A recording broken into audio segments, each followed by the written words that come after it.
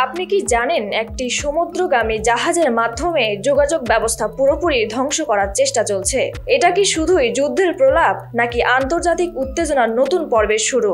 কি ঘটছে তাইওয়ানে এবং এর পেছনে আসল ষড়যন্ত্রটা কি? বেইজিংয়ের নতুন কৌশলের জন্য তাইওয়ান চিন্তার মধ্যে। 5 জানুয়ারি তাইওয়ানের জলসীমায় ঢুকে পড়ে চীনের শুনশিন 39 নামের একটি জাহাজ। এর কাজ ছিল সমুদ্রের তলদেশে থাকা ফাইবার অপটিক্যাল কেবল কেটে দিয়ে পুরো টেলিকম যোগাযোগ ব্যবস্থা বিঘ্নিত করা। এই ধরনের আক্রমণ নিতান্তই কোনো সাধারণ ঘটনা নয়, বরং তাইওয়ানকে চাপের মধ্যে রাখার এক নতুন পদক্ষেপ। চীন দাবি করছে কেবল নোঙর ফেলা ছিল, তবে কেন তাইওয়ানের সরকারি কর্মকর্তারা বলেছেন এটি ছিল একটি পরিকল্পিত আক্রমণ? এটা কি শুধুই কৌশল নাকি আরও কিছু গভীর পরিকল্পনা আছে? অথচ এটা প্রথম নয়। 2023 সালে চীনের নৌবাহিনী ও তাইওয়ান এবং মাংসু দ্বীপের সংযোগকারী কেবল কেটেছিল।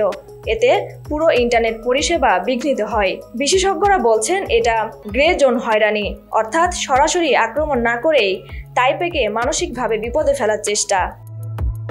এদিকে আমেরিকা ও অন্যান্য পশ্চিমা দেশগুলোর প্রতি চাপ সৃষ্টি করতে চীনের শীর্ষ নেতৃত্ব শি জিনপিং তাইওয়ানকে এক ধরনের বিদ্রোহী প্রদেশ হিসেবেই দেখে।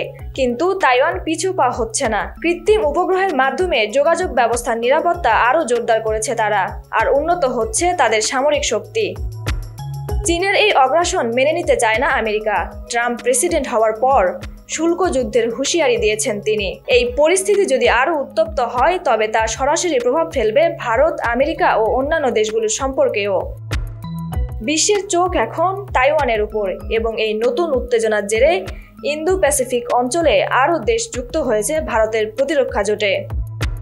সামনে কি হবে তা নিশ্চিত বলা কঠিন, তবে প্রতিটি পদক্ষেপই পৃথিবীকে আরও অস্থির করে তুলেছে।